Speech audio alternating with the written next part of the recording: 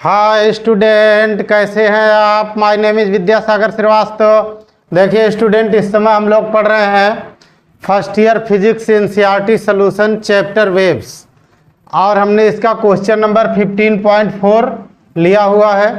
Use the formula v is equal to under root gamma P upon root to express why the speed of sound in air. Part A is independent of pressure, part B increases with temperature, part C increases with humidity। यहाँ पर देखिए student, ये जो formula यहाँ लिखा है उसको हमने यहाँ लिख दिया है।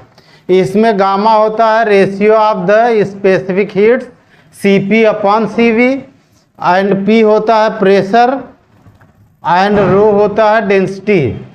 ठीक, अब हमें ये दिखाना है स्टूडेंट कि P अपॉन रो कांस्टेंट है। अगर ऐसा हो जाए कि P अपॉन रो कांस्टेंट हो तो इसका मतलब कि प्रेशर चेंज होने पर डेंसिटी चेंज होगी, रेशियो कांस्टेंट रहेगा।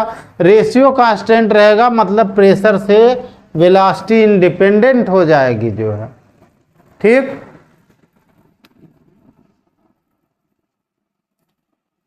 फॉर 1 मोल आइडियल गैस,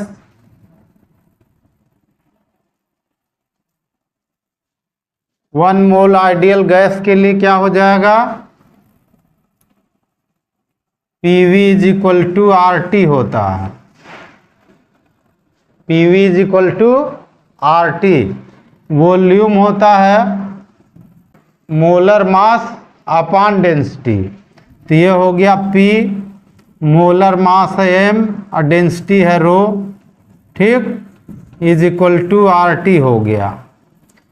यहाँ से आ गया हमारा P upon row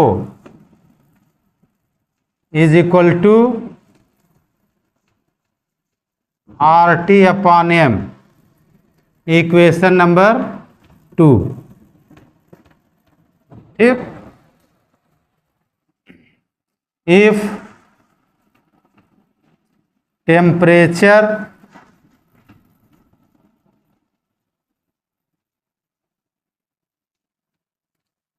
T is constant, then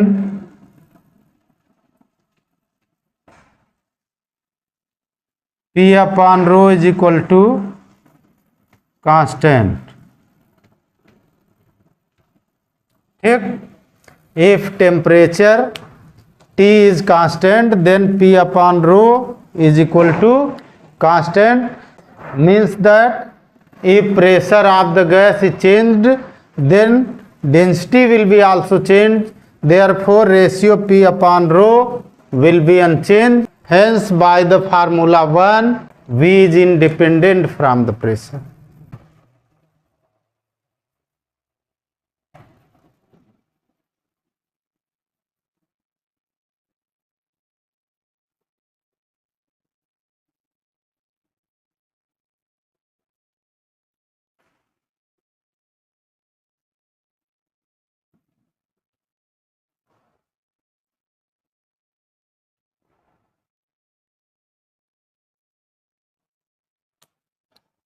Now the from equation 1 and 2 V is equal to gamma RT upon M। यहाँ पर ये कांस्टेंट हो गया, ये थर्ड इक्वेशन हो गया हमारा, ये हो गया हमारा फोर्थ इक्वेशन। ठीक, in this formula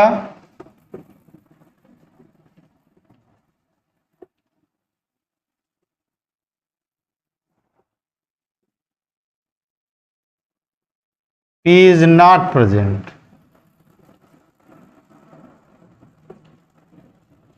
therefore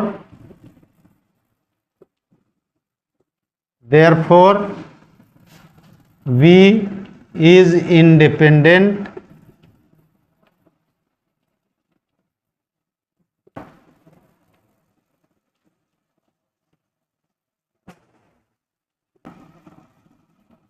B part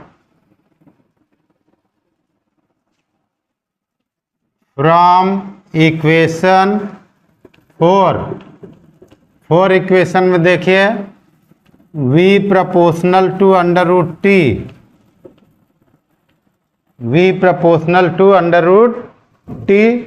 अब देखो student, from equation 4 V proportional to root T है। T मीन्स एब्सोल्यूट टेम्परेचर है, तो जैसे जैसे टेम्परेचर इंक्रीज होगा वैसे वैसे स्पीड भी बढ़ेगी, सेम रेशियो में नहीं बढ़ेगी।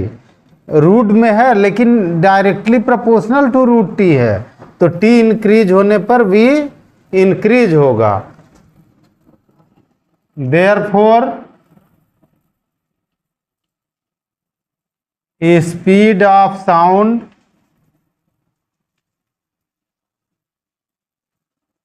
increases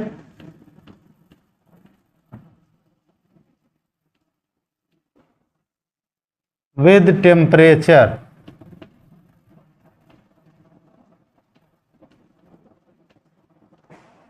ठीक, C part from equation 1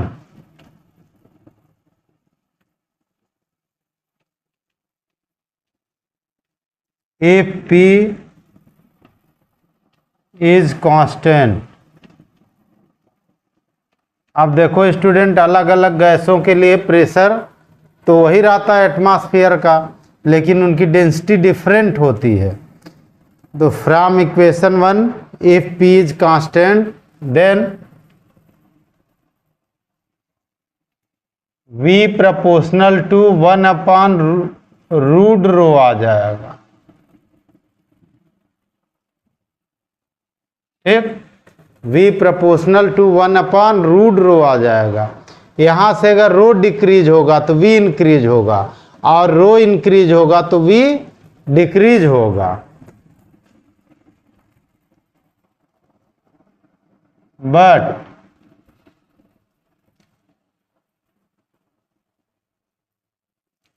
density of humid air is less than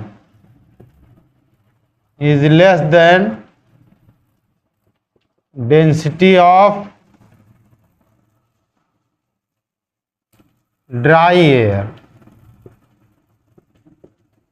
यानी जो ड्राई एयर की डेंसिटी है वो ज़्यादा होती है, और ह्यूमिड एयर की, जिसमें ह्यूमिडिटी होती है, उसकी डेंसिटी कम होती है।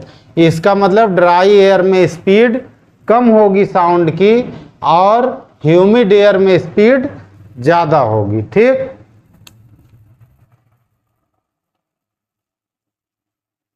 Therefore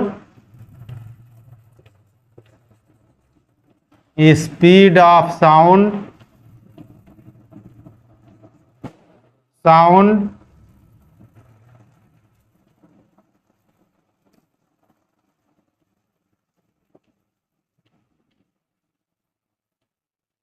increases with humidity।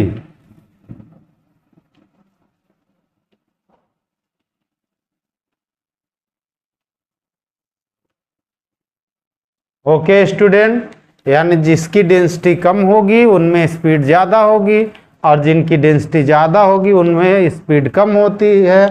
तो जो ह्यूमिड एयर है, जिसमें ह्यूमिडिटी होती है, उसकी डेंसिटी ड्राई एयर से कम होती है, तो स्पीड उसमें ज़्यादा होती है। इसीलिए सायरन वगैरह की बरसात में दूर तक आवाज़ सुनाई पड़ती है, वो आप जानते होंगे। ठीक है, ओके स्टूडेंट, आप हमारा चैनल देखते रहिए, लाइक और सब्सक्राइब करते रहिए, और अपना ज्ञान बढ़ाते रहिए। Good day students.